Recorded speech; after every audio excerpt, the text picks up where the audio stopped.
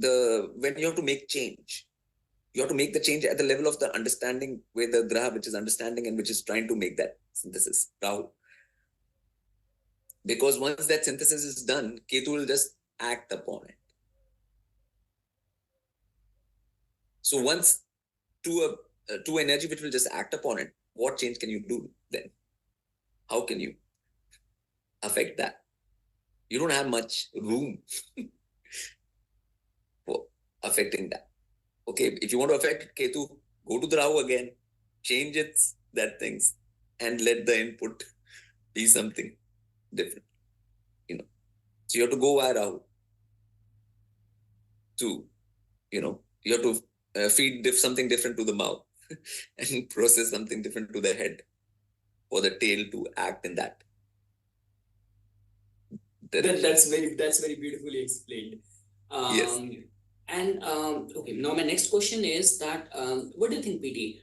Where the world is headed with the ongoing war fronts? Because I recently was working on because on April 8th we have the Chaitra Shukra Pratipada, and even in the Bharati Vidya Bhavan, all the book and all the predictions, prophecies, yes. With Mars being the king of the year, Saturn being the minister, Saturn soon entering into Purva Bhadrapada Nakshatra.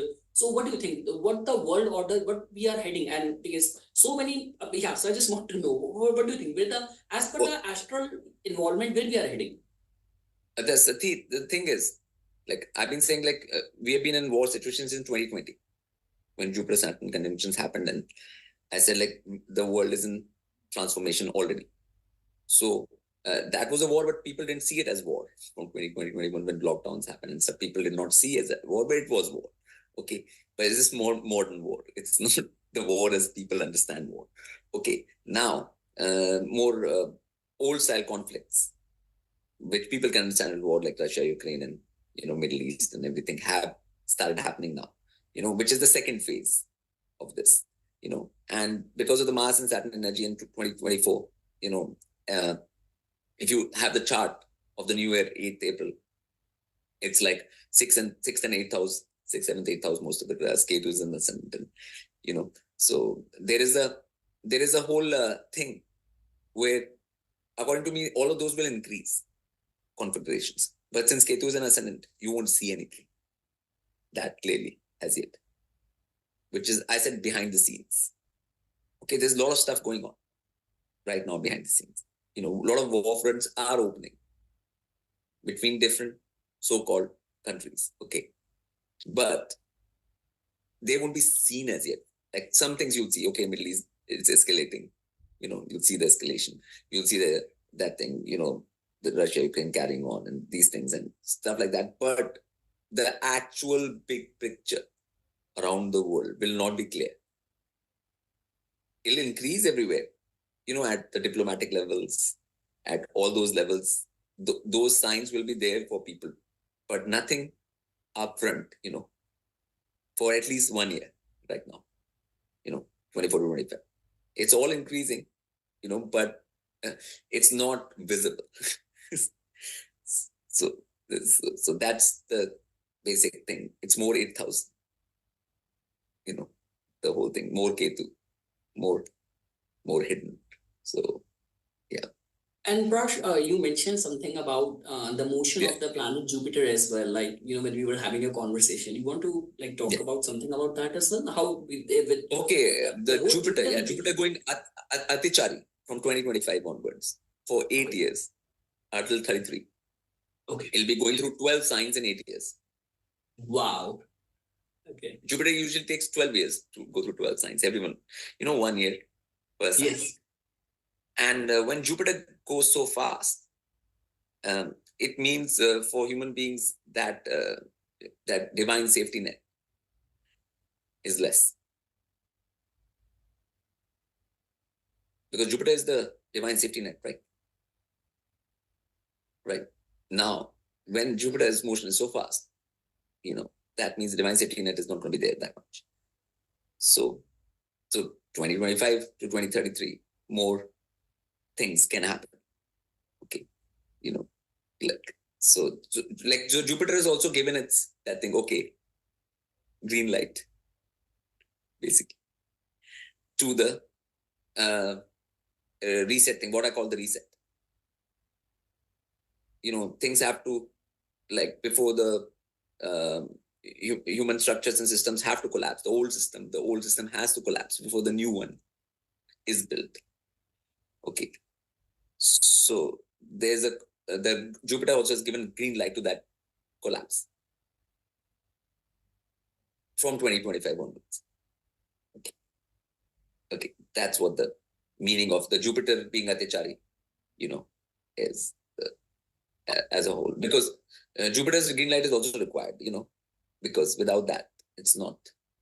No, for me, Prash, is like I see being an astrologer, omens and signs matters a lot to me. And it's like coincidentally, you call it coincidence or divine omen, that I always come in contact with you. I always see you only on Thursdays. You're like a divine guru embodiment for me, and I'm very much sure that the whole world in this situation of chaos and crisis, we will be needing the right guidance, right mentorship to be led around these difficult times. And we actually need like divine figure like you to take that that pedestal, be on that position where your voice is reaching the masses, people are being led in the right direction.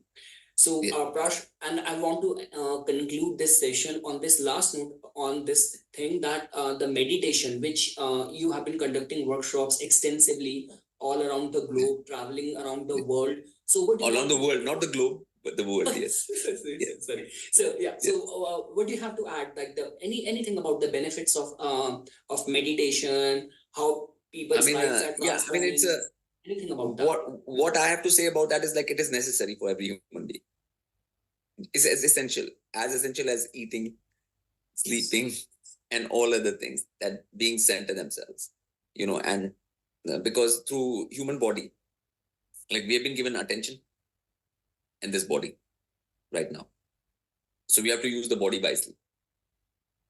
And we have to use this body as a tool for evolution. Okay. And the centering thing is how to use this tool properly, basically. So that is an important aspect of that, most important, because two things you can control, only attention and body. So, so once you control the body, then you can control the mind, and via that control the attention. Okay, so that is the most important thing, for a human being, basically, to pay like attention to the physical level. What are they doing? Because all actions are done with the body, because world has gone quite mental. Okay, people are thinking all the time, looking at their mobiles and thinking, right? All the time, right? Like, it's very mental. And then the whole physical existence, what human being is supposed to do on earth, what is sort of lost right now. Okay, so it has to come back to that, that grounding, connection with nature, connection with earth, like centering of the body, like organic farming. All these things will come together, for human beings to get back to an actual grounded state, which is the, like, only way to, like, sort of, like, which we were talking about Ketu, so Ketu depends on the grounding a whole lot. Wow.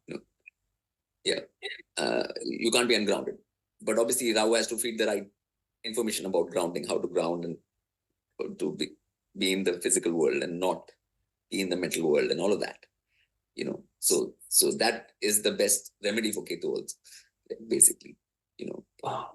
That's what they say. I remember it's like in my numerology class, someone was talking about, okay, in my Losho grade, if I have this number missing, it's like, no, if you have a number of the guru missing, the guru will appear. So that number now your grade is complete. So I guess, you are actually playing a very, very important role, PT, and I couldn't be like meeting and talking to my role model, the guy I'm very much impressed and fascinated with. It's a dream come true today. And yes, Prash, after this, so most likely, if your time will allow, the next Zoom session we will do on Nakshatra, because now your book has set such a standard which is very difficult to meet, and something which will come right from your mouth, that about what led you towards that, any deeper intricacies, findings, some more elaboration to that. So we'll be very honored. The next session we can do on the nakshatra as well. Okay. Nitin. Thanks a lot, Prashant. Nice to be here. Nice to be on your platform. Yes.